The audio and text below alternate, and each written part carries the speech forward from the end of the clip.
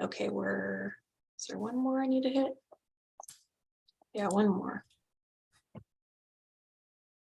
We're good. All right, thank you very much. Good afternoon, everyone. Welcome to the technical coordinating committee meeting, and we will now call it to order at about 2:31 p.m.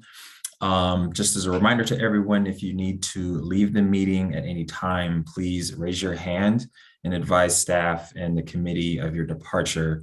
This will ensure that we have a quorum for any action items on the agenda.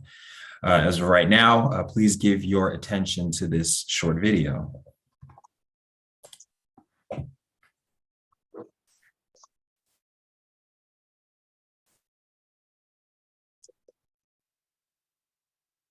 Due to COVID-19, this meeting will be conducted as a Zoom meeting pursuant to the provisions of Assembly Bill 361, which suspends certain requirements of the Brown Act.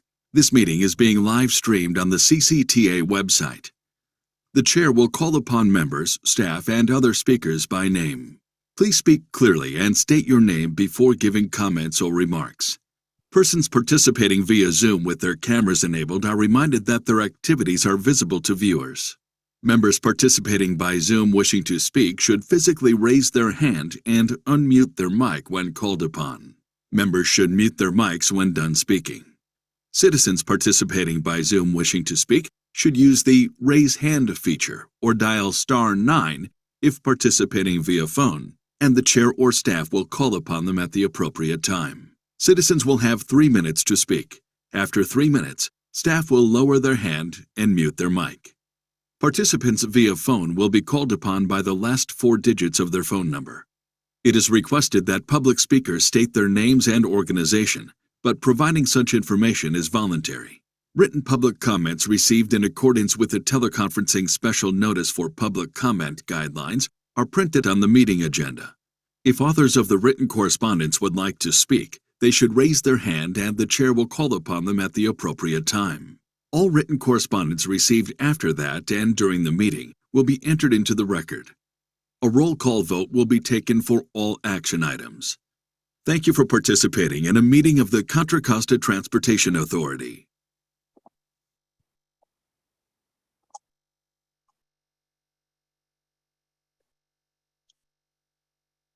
Sorry, I was muted. Thank you very much. Christina, will you now also please conduct the roll call? Yes. Member Ballinger?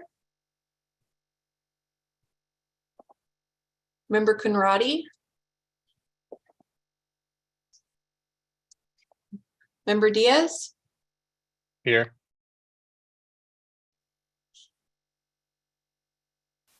Member Dillard? Here. Member Doe? I'm attending as her alternate. This is Okay, Rob Huckes from BART. excellent. Thank you. You're welcome. Member Fahey? Here. Member Greenblatt? Here. Member Who? Member Kursavan? Present. Member, is it Knapp? Member Nelson? Member Ortiz? Here. Member Anaban?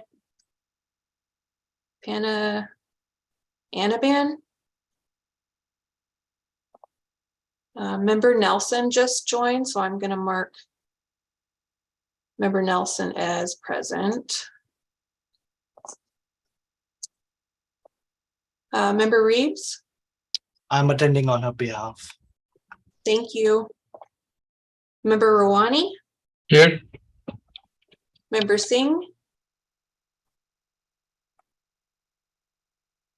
Member Sathanathira? Member Thompson? Member Wang? Member Weeks? Here. Vice Chair Smith? Here. And Chair Stamps? Here. Yes, we do have a quorum. Great. Thank you very much, Christina. The next item on the agenda is public comment. Christina, do we have or have we received any public comment? No, we've received no public comment. Thank you. Is there anyone wishing to speak during public comment on an item that is not part of the agenda? If so, please raise your hand and staff or I will call upon you. I don't think there's anyone in the public here. I don't see any. Okay, well then we'll move on. The next item on the agenda is consent calendar. Are there any changes, comments, etc. from the committee? Does anyone want to pull an item? Don't see any hands or any gestures, and I don't hear anyone speaking up. So we will move on. Christina, have we received any written public comment for the consent calendar? No, we have not. Thank you. If anyone in the public, which I don't believe we have, would like to speak on anything on the consent calendar, please raise your hand now. And again, I don't think we have anyone from the public here. I So see no hands raised. thank you. We'll go ahead and move on. So due to the size of the technical coordinating committee, we will handle a motion and roll call vote after the last regular agenda item has been presented.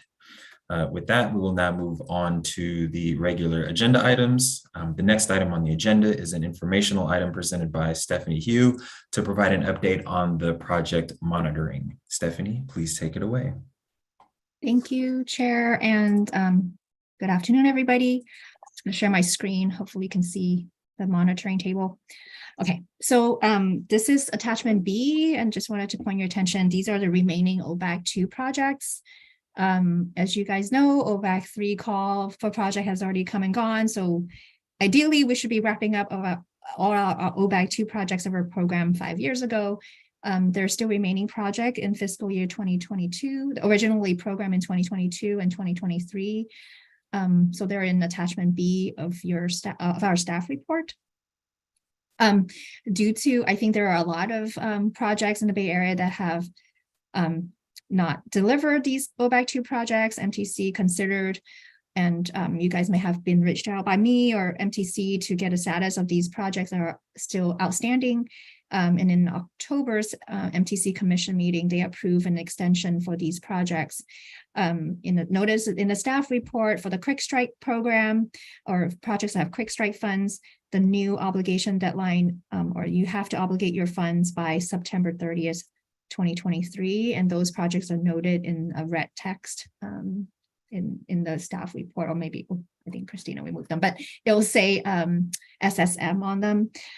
So that obligation deadline is September 30th, 2023. And then the other OBAC 2 projects, the new obligation deadline is August 31st, 2024. So that's a whole year of extension. So with that, we'll continue to monitor. Hopefully these remaining projects will be obligated and get constructed in time for these new deadlines. And then also, for your information, you may have noticed the tables no longer include the HBP, the Highway Bridge Program, and also the HSIP projects. For HBP, all of our projects have been obligated, so there's no longer a need to monitor them. For HSIP, MTC is no longer monitoring them closely. I think Caltrans have always kind of grouped them in a group, both in the TIP and as they monitor and obligate funds. And there's a lot of flexibility that Caltrans local assistants have, from my understanding, that the extension and such actually go through Caltrans and not MTC. So they are no longer monitoring the HSIP projects beyond cycle 9. So those two tables are no longer part of the staff report for TCC. I just wanted to highlight that. And then lastly, our attachment D is the inactive projects. This is dated October 13th out of Caltrans website. So these hopefully some of these projects have already been cleared, but if not, please make sure you invoice frequently. I think the rule is every quarter to avoid being on this list. And with that, I'll stop sharing and let me know if you guys have any questions. Thank you very much, Stephanie. Any questions or comments from the committee? I see no hands raised. Thank you very much. Any written public comment or or are there any speakers in the queue, Stephanie? I mean, I'm sorry, Stephanie, Christina. No, no. I've received Or no Stephanie. public comment and no hands raised from the public. Thank you, Christina. You're welcome. Okay, so with that, thank you again, Stephanie, very much. With that, we'll go ahead and move on to the next item on the agenda, which is an informational item presented by John Huang to provide an update on the countywide safety and mobility at Arterials Signals Project. John, if you will. Yeah, good afternoon, Chair Stamps and committee members. John Huang, Director of Planning for CCTA, and I'll have a short presentation for you today. I know there was an interest in this group when we presented this project as part of the OBAC 3 applications, and I just want to take this opportunity to come back and provide some additional information to this group. I'm going to share my screen here.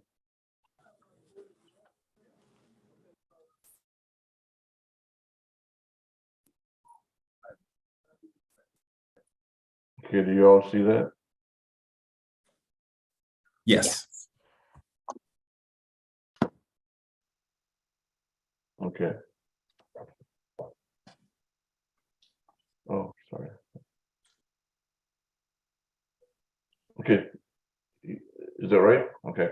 So again, the Smart Signal project is a countywide effort.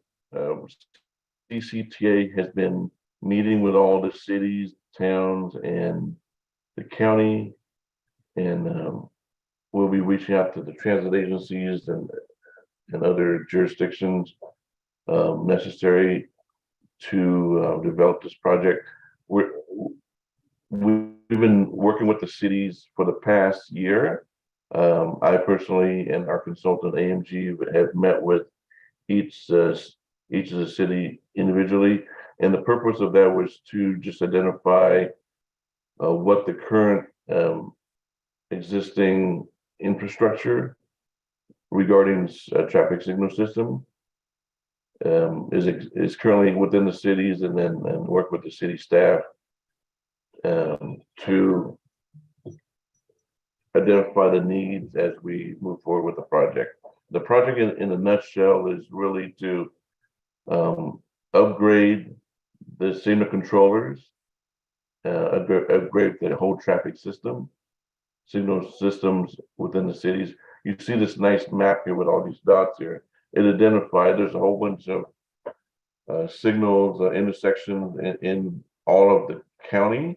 I think about 700 plus, and this project is going to be upgrading intersections, roughly about 326 intersections.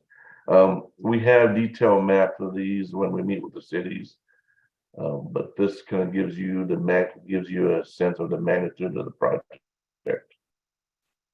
So the Smart Signals goal is really to not only upgrade the infrastructure, but we focus on improving the safety for all modalities, including pedestrian, bicyclists, folks with disabilities, automobiles, and transit. Really looking at tying into the Vision Zero concept by reducing injuries and eliminating fatalities. And of course, in the process of updating these equipment, we'll optimize mobility for all modes. And the infrastructure that we're implementing will be a baseline for implementing advanced technology as we move forward to our vision of implementing innovative projects such as autonomous vehicles and connected vehicles. Again, this is the first, I guess, 3 steps out of a 5-step process. Ultimately, with limited fundings, as you know, we applied for the OBAC 3 funds, and I'll get into that in a few slides later. Right now, our main objective is to upgrade the controllers, which are antiquated, and we understand that each city, town, and the county, there's different types of controllers out there. different type of software. So part of the challenge is really getting all the jurisdictions together and not necessarily agree on the same devices, but agree on something that would work across the board. And in the process of the controllers, will want to upgrade the communication and detection, video detection for automobiles and even for bicyclists when we have an opportunity to, and implement other technologies just such as CCTV cameras, closed circuit television cameras, and also other technology, TSP, transit signal parties, and other technologies related to the intelligent transportation system realm. Once we finish this first step, then we'll look at future funding for connected systems, and then systems of systems, which is really a overall connected citywide system that not only addresses ITS for transportation, but other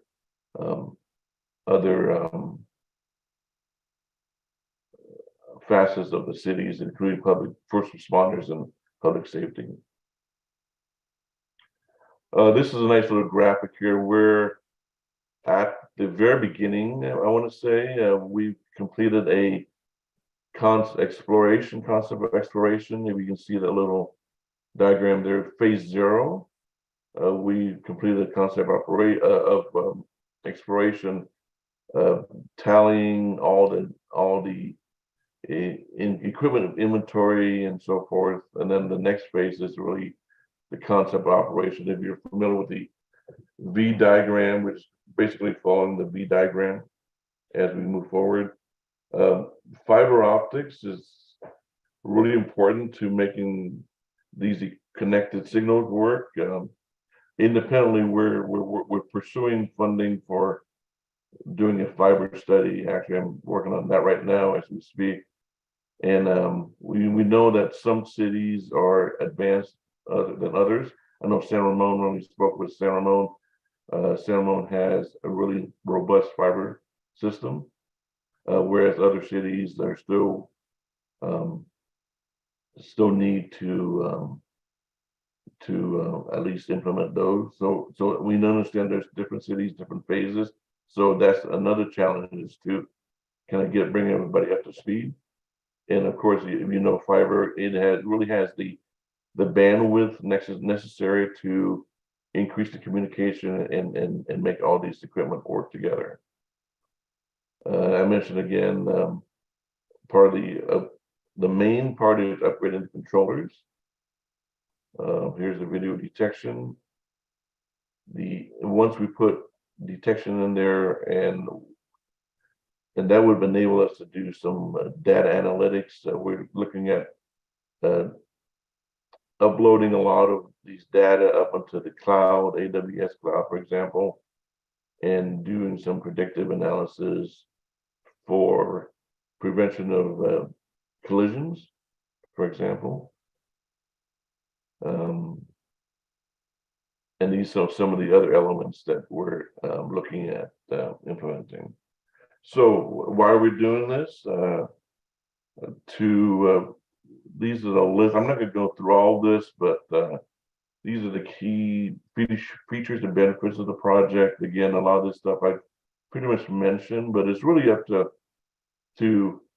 the core of it is interconnecting all the signals within the county that intersections are located among regional routes of significance or major arterials.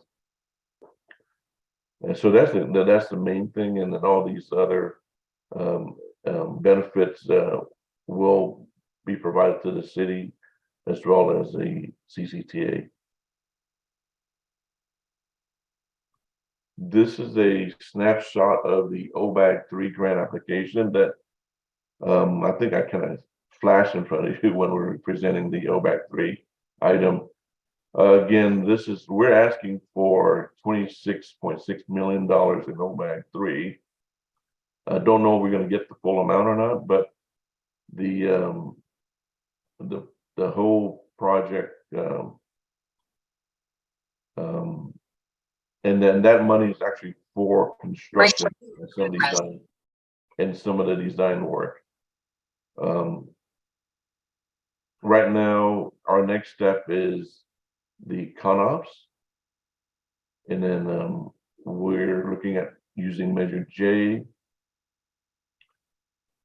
to complete the CONOPS and then the environmental studies. And then as far as the construction fund that we receive from OBAC 3, we've asked all the cities to contribute the 11.5% match.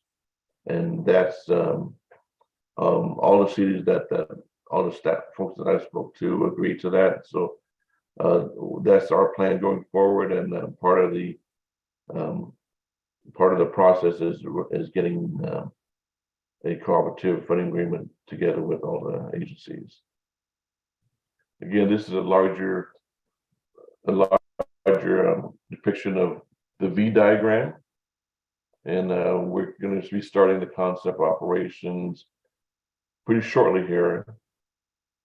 I want to mention that this is not.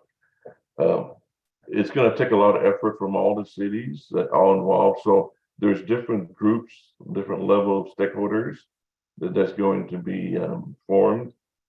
First of all, our consultant will be AMG. CCTA will be leading the effort. We've assembled a core group made up of selective members from certain cities, and some of you may be in this committee and may be aware of it already. And then that's a smaller group made up of maybe no more than 8 members. And then we have a larger stakeholders group that will comprise of all representatives from all cities and transit agencies and so forth. So that's the group where a lot of information will be disseminated, and the core group function is to really narrow down and distill a lot of the plans and efforts that we're planning to do, and then share that information with the stakeholders group. This is just kind of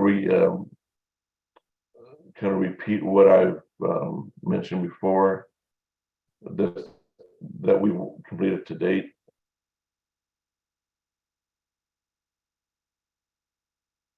And again, actually, I didn't put this presentation together, somebody else did. So now you see the V diagram for like the 4th or 5th time. But anyways, we will at the end of the process, we'll not only implement, construct, operate it, but there's also maintenance involved, perpetual maintenance involved with the whole system, and that's going to be all discussed as part of the concept operations throughout the design process. So once we've completed this implementation, as you all know, the infrastructure is one thing, but it requires funding to maintain and replace equipment as the life cycle expire. So that's going to be an ongoing cost that CCTA will be working with the cities on to fund. Again, these are the key steps that we'll be going through over the next few years. And this last on the operation and maintenance here, which is what I alluded to a little bit earlier. So there'll be a few different agreements that we need to enter in with all the participating jurisdiction. Operation and maintenance is a major agreement, as far as well as just a general agreement to agree to work together to get this project implemented. With that, these will be the different documents that we will prepare as part of the process. Okay, now this slide comes up. So this is the core group that I mentioned before. And then the stakeholders group, and you see the members that are going to comprise of the group. And the user group is all the agencies that I mentioned before and even more. And right now we're looking at starting the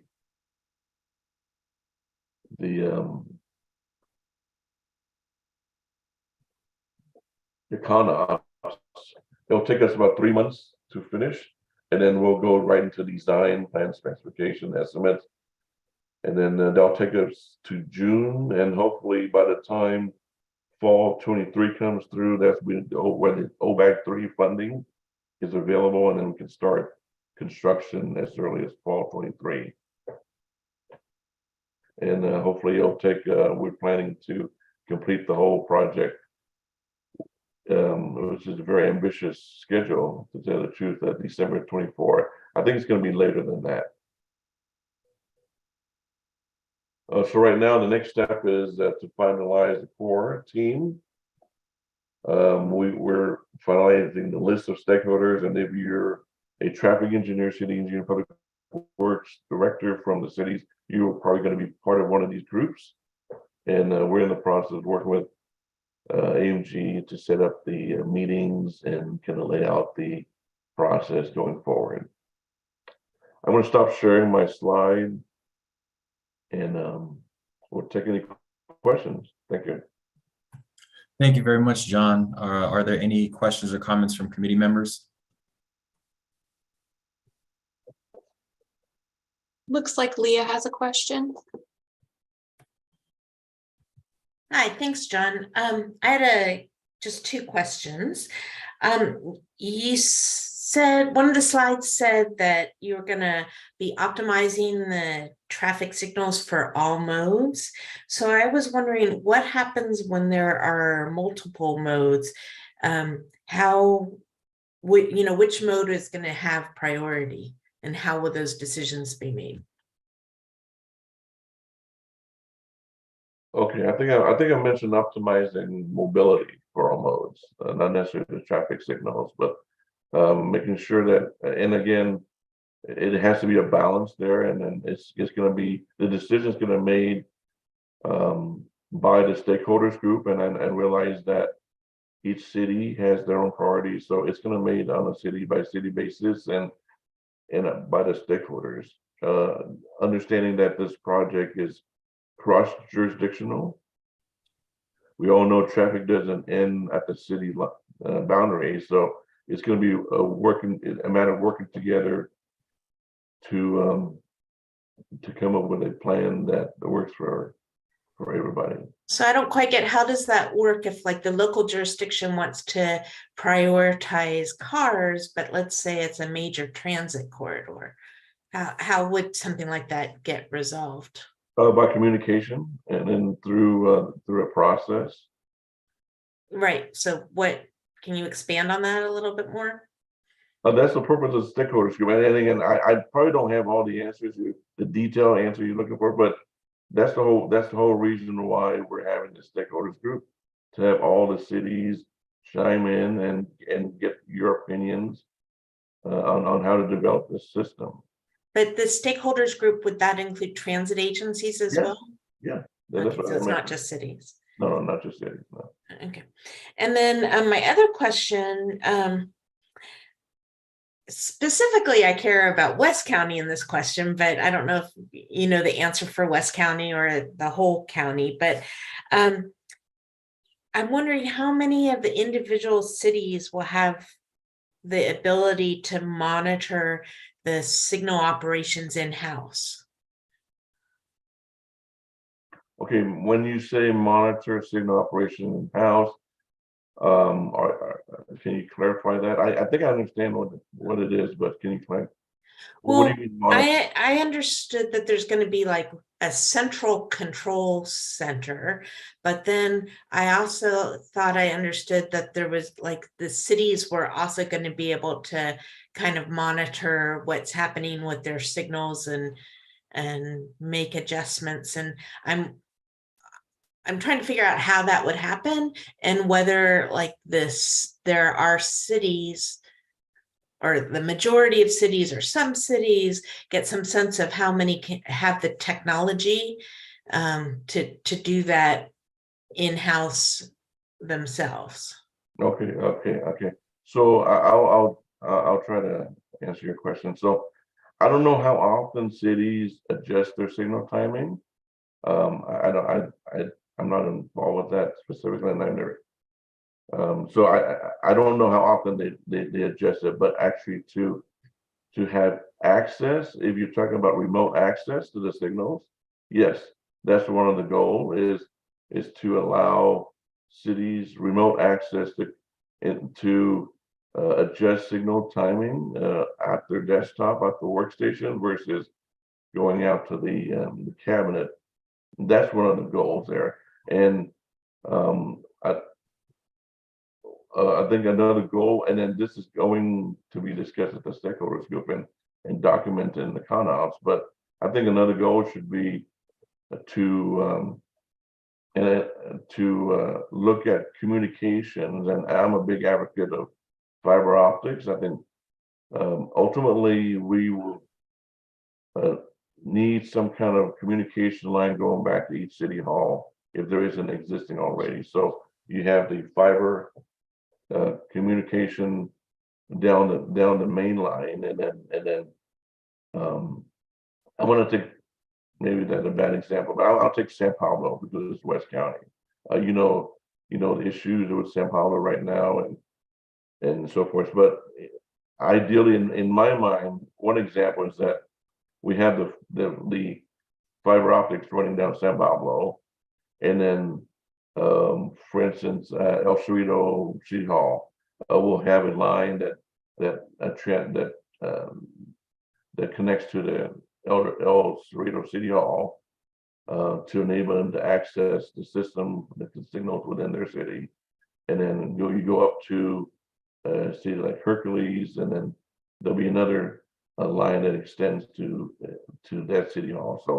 So that, in that sense, that'll allow the cities to access the system, and not only cities will be able to remotely access the controllers, but the software, but also all the cameras that we're going to be deploying out there will be fed into a software at the city hall. And I've seen this implemented.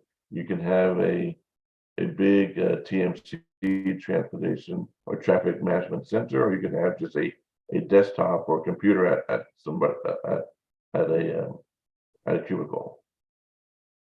Okay. Thanks. Any other comments or questions from committee members? I don't see any hands. If you're struggling with the raise hand feature, just go ahead and speak up. Oh, Andy Dillard, Town of Danville. Floor is yours, sir. Thank you, Jamar. John, a question, maybe go back to that slide about the total cost and budget, but has there been any thought about if we don't get the grant, or B, if we just get a portion of what our ask is what's kind of the strategy there? Particularly if we don't get the grant at all, what part of this project would move forward? If we don't get the grant at all, then no part of the project moves forward. But I expect, I'm not a mind reader, but I expect that we'll get funding enough to deploy certain equipment, and the project is set up so that it's scalable.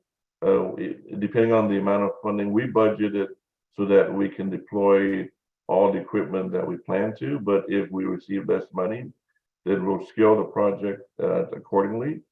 We want to make sure that all the jurisdictions get their fair share of equipment across the board, and we're just gonna continue to look for other funding. I think the only way to fund this type of large scale cross-jurisdictional project is to pursue funding, and we're certainly going to keep an eye on the federal funding available and other funding that's coming up the pipeline. But the short answer is we'll just scale the project down if we need to.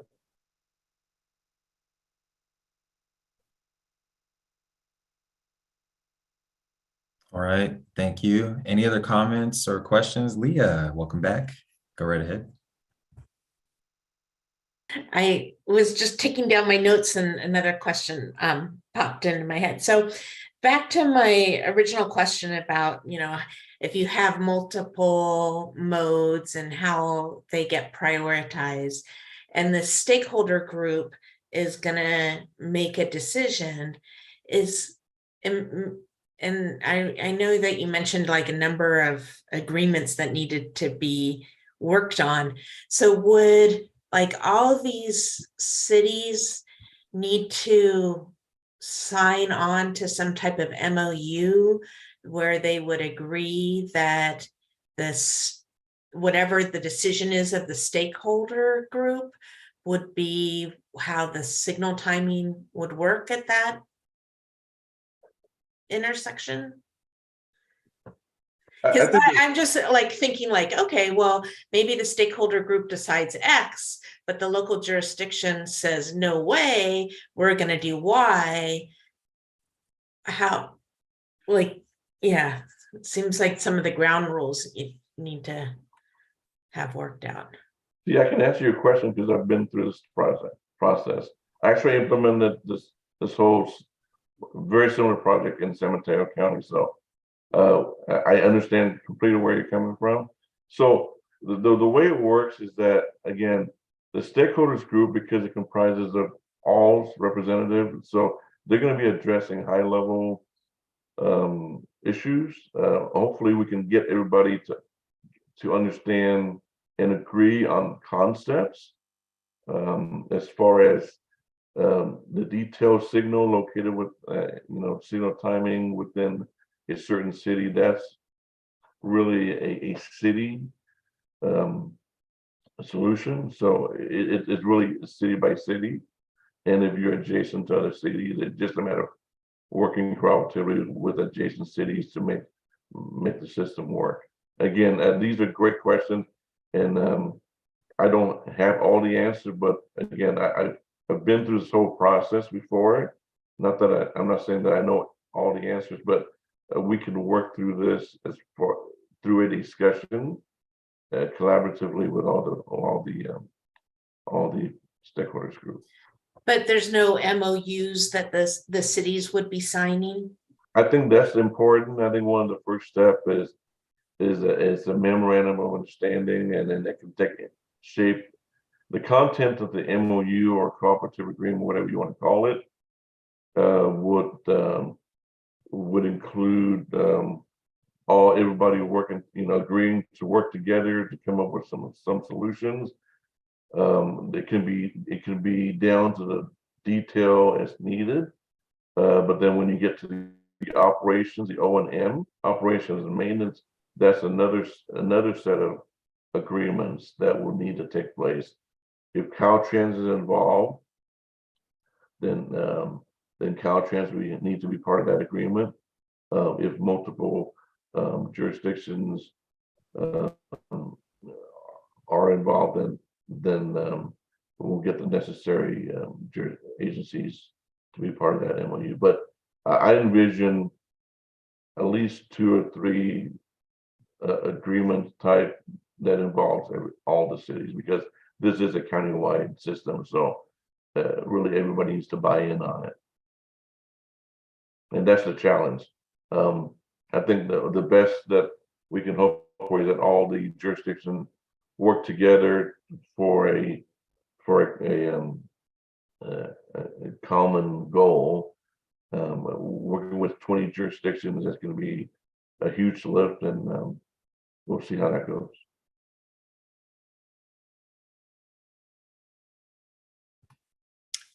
Thank you. Are there any other comments or questions from committee members? Fernando. Hi, Fernando from Contra Costa County. And we discussed this at a different meeting, John. Different jurisdictions have different controllers out there. The unfortunate part about that is if I'll take Andy, if you don't mind, they have Econolights out there, and they have their traffic management system is not compatible with, let's say, McCain. So it's unfortunate that there isn't a traffic management system that will work with all controllers, and you can, change timing and all that.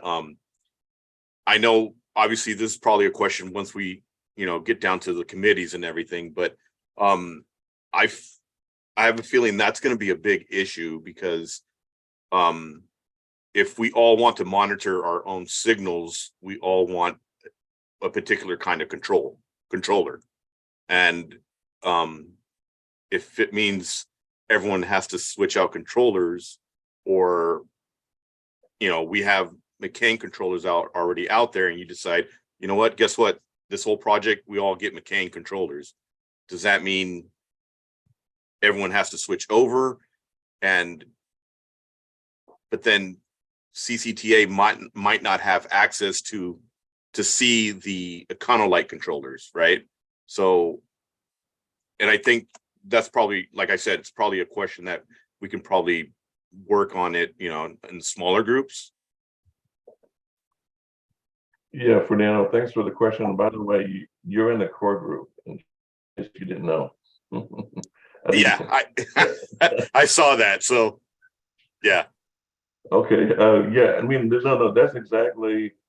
Yeah, I've heard of that. Even just talking to all the cities, and I realize the county either manages or operate many of the signals in various cities, and I'm aware of the situation that you brought up, Fernando, and I don't have an answer. I just hope that there's new technology out there that would enable something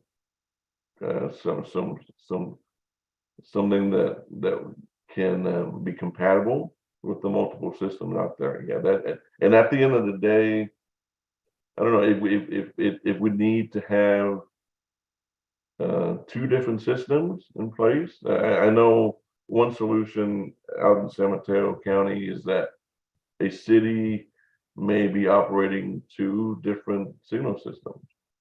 I don't know if that's the preference or not, but when I speak of the signals on the routes of regional significance, which is really your major arterials, that is part of the countywide smart signal system, that could be operated on a different system versus the rest of the city. I'm just throwing out as an example, as a real life example that have occurred elsewhere in another county. But we just kind of have to work through this, and we may not have a perfect solution at the end, but maybe have something close to that. Sounds good. Chris, floor is yours. Hey, thank you. Chris Weeks from City of San Ramon.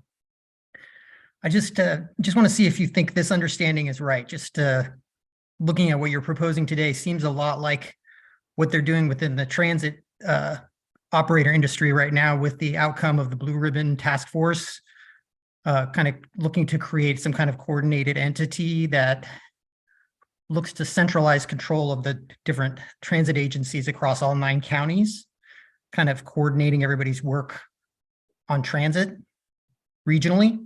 And it seems like what you're talking about here might be something like a Blue Ribbon Task Force, where you have a group of people that get together and work out the details between the cities to have them coordinate their activities throughout the 9 counties to do something similar. Does that sound like a good understanding of that, or no? Not quite, Chris. I think this one, I mean, this project, each city are going to continue to maintain and operate their own system. So if the equipment is located within the city still operates and owns it. we're coming in to provide some capital funding to upgrade the antiquated equipment. So that's part one. The purpose of a connected, a countywide connected signal system is really laying the groundwork for the future. I know, like I said, we're looking at innovation and using technology and so forth. So the system that we put in place will enable that, all that future stuff to be determined. At some point, this connected signal system will help maybe mitigate some non-recurring traffic congestion. So the way I see is that there's multiple purpose of this. CCTA is not looking at is not looking to the control over any of the city's operations. Right, the cities still maintain their operations. However, for instances where there's major incidents on 680, let's say, where traffic diverts off the freeway because of a major incident on the main line, then this system can come into play, where CCTA, for example, can work with the cities or Caltrans, wherever it is, to flush traffic through the local street by channeling the traffic through these corridors. And it serves two purposes, so that vehicles, for drivers who aren't familiar with the area, they won't be meandering through neighborhoods and so forth. So we're basically getting traffic off the freeways and then channeling around the incident and back on the freeways. So this is one example of how the system can work and how CCTA can play a big role in that. Yeah, so again, that's non-recurring congestion for day-to-day operation. Is still the cities. Okay, I think I get what you're saying, but I mean, what I'm thinking is that maybe this is just part of the general trend of not taking power from the cities and not taking power from the transit agencies, but getting the cities together, getting the transit agencies together to create an organization amongst themselves to come up with coordinated activities within their area of expertise. And, you're talking about specifically signals and moving vehicles through cities, people through cities, bikes through cities, and the coordinated entity they're working on for transit agencies is more focusing on, getting accessible services to people that need them, or trying to coordinate regional transit express bus service or something like that. Not taking power from the individual organizations, but bringing them together into an organization so that they can talk and coordinate their activities. And I feel like that's kind of what you're talking about today. All these questions are very good about, what happens if the controllers aren't compatible or the cameras aren't the ones that get approved, or, are they getting replaced? I mean, I think that those are the goals of what you'll figure out with this committee that you're trying to create, right? Right, yeah, so in that sense, the way you put it, yes. Yeah, we're trying to get everybody to kind of work together, correct? Yeah, so it seems like it kind of meshes well with this kind of 9-county focus where we're trying to regionally coordinate activities, both technologically and politically, so that we can make sure that everybody gets what they want. So I think it sounds good to me, but who knows? I guess the devil's always in the details with these kinds of things, but right. Thank you for sharing with us. Thank you. Yvette. Hi, everybody. Hi, John. Thanks for the presentation. I kind of wanted to build off what Leah and Chris said, and also what you said about operations and maintenance. I think in West County, we have had experience with the I-80 Integrated Corridor Mobility Project that integrated San Pablo Avenue with the freeway. and has these flush plans. But I think really it is, I think the difficult part has been in the operations and maintenance of the system, and the local agencies just not having the staff to fully implement the system. And then also all this technology quickly gets outdated. And so just not monitoring both just the health of the equipment and the communications, but also the staff.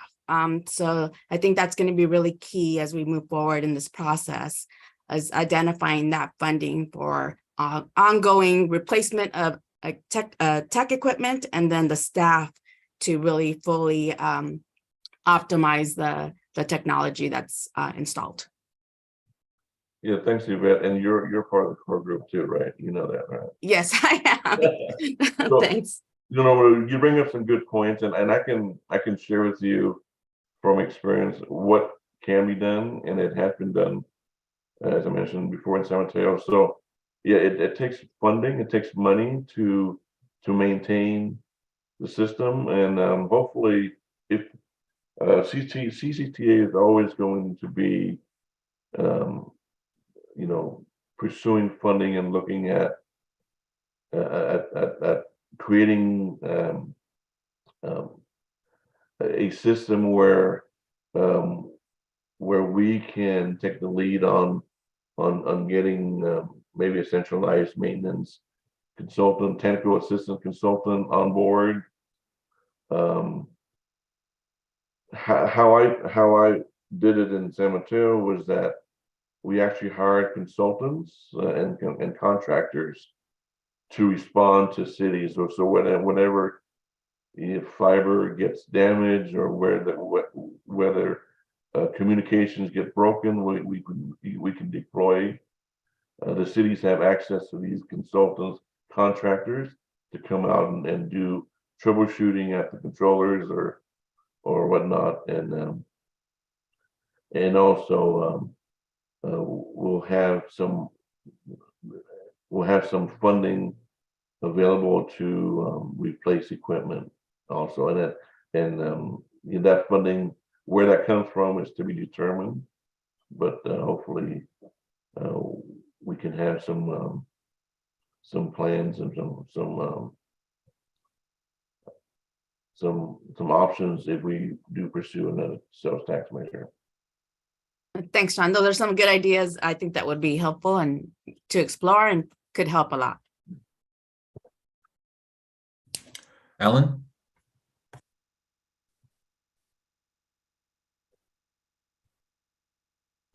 You're muted, Alan, if you're already talking.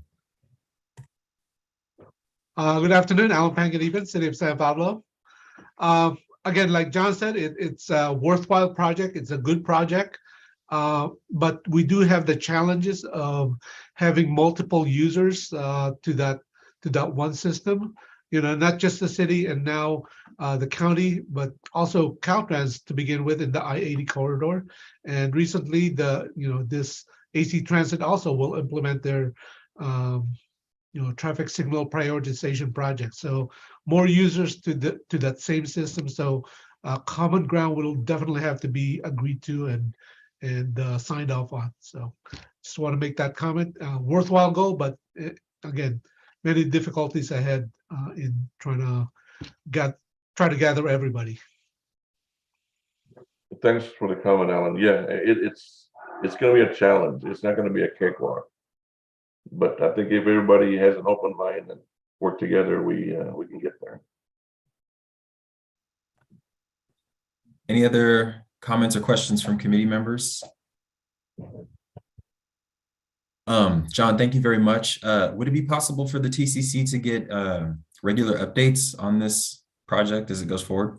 Yeah, definitely. I can come back on a quarterly basis or every, as often as you like. Okay, great. Yeah, I guess my initial thought would be maybe when, obviously after it's funded, maybe at the end of each phase, you could summarize what the progress of implementing that phase or developing that phase was, and also introduce us to what we can expect in the following phase. That might be one idea. Quarterly is fine too. I really don't have any, like specific requests for frequency, but unless any other committee member has a preference for how often this report should come back, I guess I would leave it up to staff to determine what's appropriate. All right, I don't see any other committee member comments or questions. Christina, do we have any written public comment on this item? No, we've received no written comment. Thank you very much. Are there any members of the public on the call that would like to speak on this item? If so, please raise your hand. I still don't think we have any members of the public. I see no hands raised. All right, thank you very much. And thank you again, John, for that presentation. And thank you, as always, to the committee members for your thoughtful questions and comments. With that, we'll go ahead and move on to the next item on the agenda, which is also an informational item presented by Rachel Factor at BART to provide information on the Safe Routes to BART Grant Program Cycle 2. Rachel, if you want to go ahead and take it away, the floor is yours. Sorry, it's actually Kamala. Rachel couldn't make it at the last minute. So oh, Kamala, okay, well, it's okay. I'm not offended. Oh, sorry. All right, so I'm going to share my screen. And you can let me know if you see it. You might want to try one more time. There you go. It's coming through. Yep. Great. Yep. Okay, and then I'm going to put it into, the real trick is putting it into slideshow mode. Huh. Did that work? Yep, it looks great. Woohoo! Okay, it's not 19 slides. So thank you for having me. I'm here to present about Safe Routes to BART grant program. We are getting ready to do another call for projects. So thank you for having me. Again, Kamala Parks, principal planner at BART in the stations planning group. And I help administer this program. I work with Rachel Factor to administer it. So in terms of the agenda, I'll talk a little bit about the background, what happened with cycle 1 and what's planned for cycle 2, and then open up the floor for comments. So just a little bit of background about where this money comes from. It doesn't come from the sky. It's a bond measure that was passed in 2016, and it was voted in by voters in Alameda, Contra Costa, and San Francisco County. And it was pretty much voted in to modernize the core system of BART, to improve our reliability, improve our safety, and reduce traffic. There was a set aside of $135 million to expand opportunities to safely access stations. Now, I think you know that BART doesn't have control outside of its station area. So this means that we really are looking to our local cities and counties for taking this money and running with it to improve access, and particularly active access. So this $135 million makes up 4% of the $3.5 billion that was voted in. And at the same time that was voted in, BART adopted an access policy objectives and in 2016 as well, and also set some performance targets for achieving active access and decreasing parking demand. So the idea is that we really want to fund projects that are going to help us meet this goal of increasing the number of people who walk and bike to BART from 44% in 2015 to 52%, I think, by 2040. And at the same time, we want to decrease parking from 27% in 2015 to 16% in 2040. So we want to help our partner agencies help us with these goals, and that is by implementing active transportation projects off of BART property. And these are capital projects. These aren't programs. This is to help with riders being able to get to BART by different ways and expanding their choices and just making it safer and easier for everyone to use.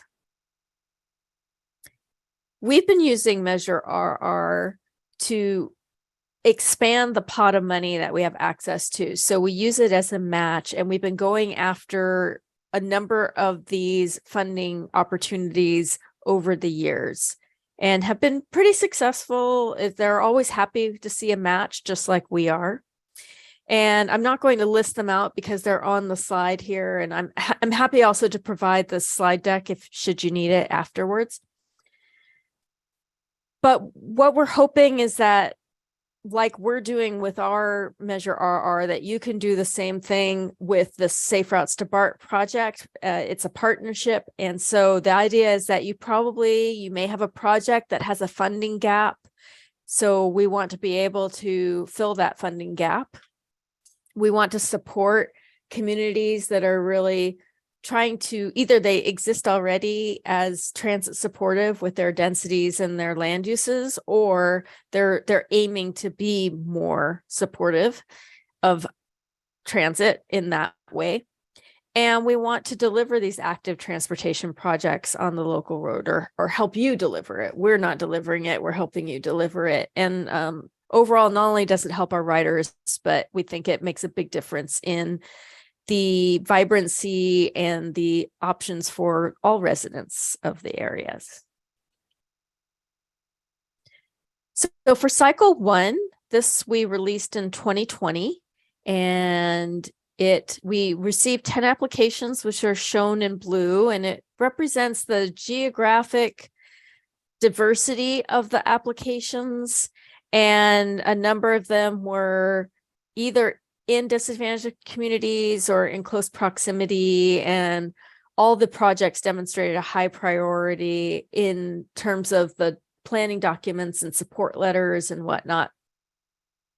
So of these 10 applications, the total request was 9.13 million, and the range was 0.4 million to 1.5 million, with the funding matches from 30% to 86%. And of those, we had set aside we had expected to fund about 5 million, but when we awarded and when we chose the winning projects, it amounted to 3.5 million approximately. And so you can see below, the ones that are shaded in blue shows the geographic, again, a little bit of the geographic diversity, and also the types of projects. So San Francisco 5th Street project and the Dublin Pleasanton Iron Horse Trail are under construction now. The Fremont and Pittsburgh Center ones are still, as you saw from the OBAG work, it's still hasn't started construction yet, but we're hoping that next year they will be finished and ready for use. So getting down to the nitty-gritty about our next cycle, in order for a project to be eligible, it must be entirely contained within Alameda, Contra Costa, and San Francisco counties. It's only funding for construction and construction management.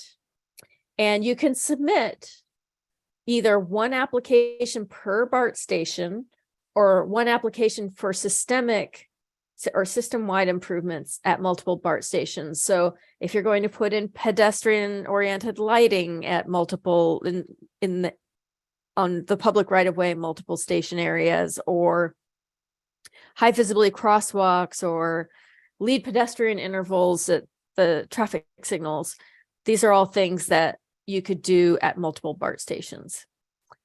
This time around, instead of 5 million, we're actually making $10 million available.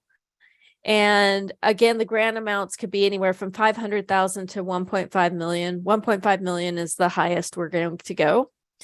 And the commitment that we'd like to see from the project sponsors is a minimum match of 30%, at least 35% design completed.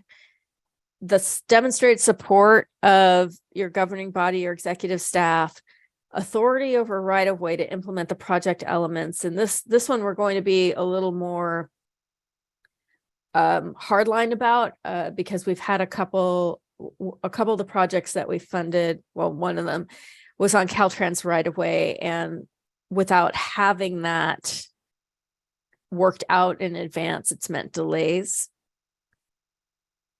Every project should have funding delivery plan. And the idea is that if you haven't fully designed it, you have 3 years to complete the design and the construction. But if you're submitting it and it's at 100%, we want the funds to be expended and the project to be available in 1.5 years. So we're looking really for somewhat quick turnaround on these projects. And that's also to emphasize the kind of funding gap nature of this funding program. So this slide shows a number of different examples that could be applied. So crossing improvements with high visibility crosswalks and signage, and maybe RRFBs, rectangular rapid flashing beacons, left turn bike boxes, bikeways, lead pedestrian intervals, lighting, medians in pedestrian refuges in the medians, other elements that reduce crossing distances, bridges, and class 1 bikeways. These are all things that we would love to see.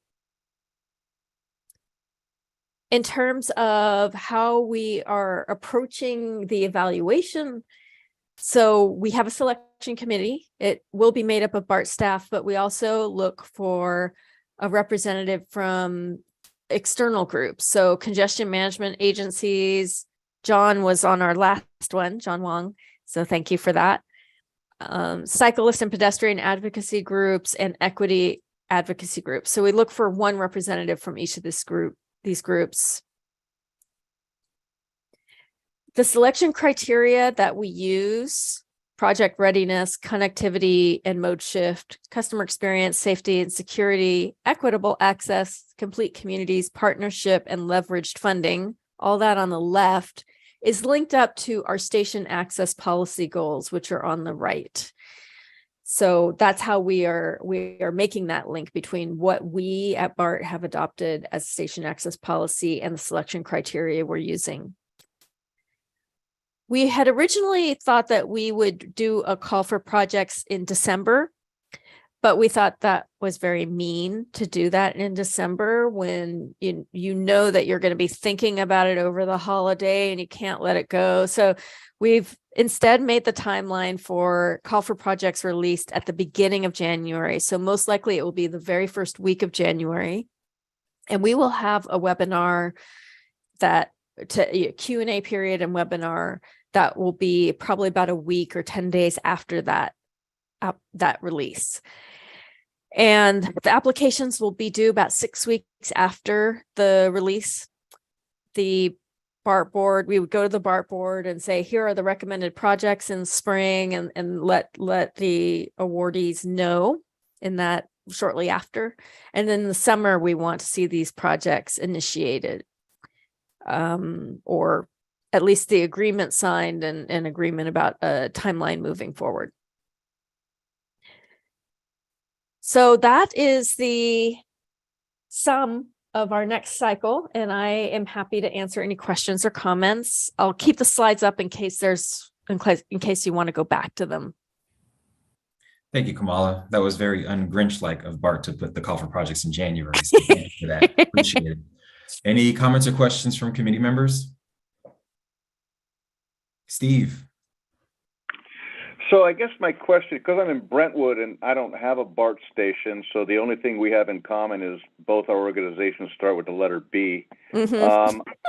I am wondering if a project that did a sidewalk gap closure to a park and ride lot, which is run by BART, would be eligible, or do I have to go right to a BART station? Yeah, that's a really good question, Steve.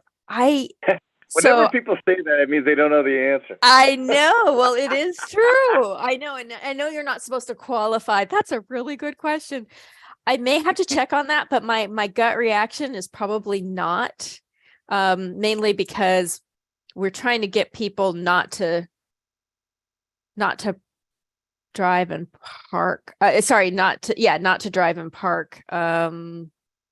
But let me let me check with internally with Rachel Factor and others and get back to you, because I certainly don't want you to waste your time. Okay, I'd appreciate that. I'm guessing if it's competitive, that kind of a project probably wouldn't do very well anyway. I But tend if to you could think check, I would not. appreciate it. I will Thank do you. that. Yes. Thank you. You're welcome.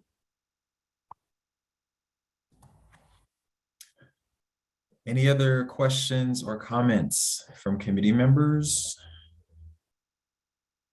Feel free to just unmute yourself if you don't want to raise your hand.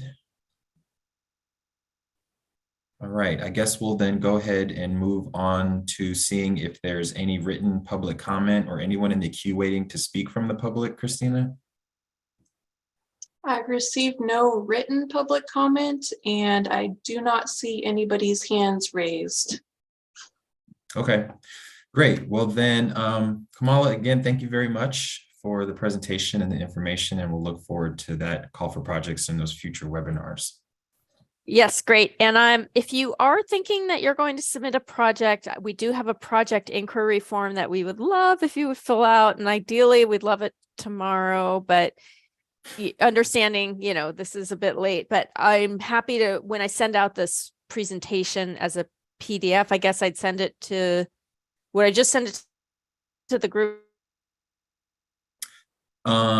It can be sent to me and then I can distribute it to all of our members if you'd like. Thank you, Christine. I think Kamala froze. Kamala, if you could hear us, your screen froze. But yeah, hopefully you heard what Christina said. Please send her the slides and the inquiry form, and Christina will disseminate it to the rest of the TCC group. Are you back, Kamala? I don't see Kamala. Or okay, well, I can reach out to her directly. okay, I was going to offer to do the same, but Christina, if you would not mind doing that, that would be great. Yeah, no problem. All right. With that, we'll go ahead and somebody want to? Okay, we'll go ahead and move on to. Oh, we're at the end. So now we'll go ahead and reach back and try to take action on the action items that were on the agenda. We'll call for a motion and a roll call vote to approve the following items. Item number 3, the consent calendar. And right now we'll look for a motion on that item. So moved. Thank you. Do we have a second? I'll second. Thank you. That was moved by Member Smith and then seconded by Member Weeks. Christina, could we please get the roll call? Yes, Member Conradi, Yes. Member Diaz, Yes. Member Dillard, Yes. Member Dixit, Yes. Member Fahey, Yes. Member Greenblatt, Yes. Member Jaquez. I think, is that me? Yes, How do you pronounce your name? I'm sorry. that's okay. Jaquez. Jaquez? Mhm. Okay, I'm gonna note that. All right. All right, thank you. Member Kursavan, Yes. Member Nelson, Yes. Member Ortiz, Yes. Member Panganaban, Yes. Member Rawani, Yes. Member Weeks, Yes. Vice Chair Smith, Aye. and Chair Stamps. Aye. Is there anybody else that popped in late or any other alternates covering for one of our members? All right, the motion passes unanimously with all of our members present. Excellent. Thank you very much, Christina. That concludes our agenda for today. Do we have we do have a other business item. Is there any other business that any of the members would like to speak on before we adjourn? I see no hands. I hear no Will we be voices. having a meeting in December? We do have a meeting scheduled for December 15th at 2:30 thus far, but who knows what can happen in the next couple of weeks. Well, Happy New Year if we don't meet. Yes, likewise. Happy New Year, Merry Christmas, Happy Holidays, Happy Thanksgiving, everything under the sun. To everyone on the committee, thank you very much for attending, and we will go ahead and call this meeting adjourned at 3:46. Good night, everyone.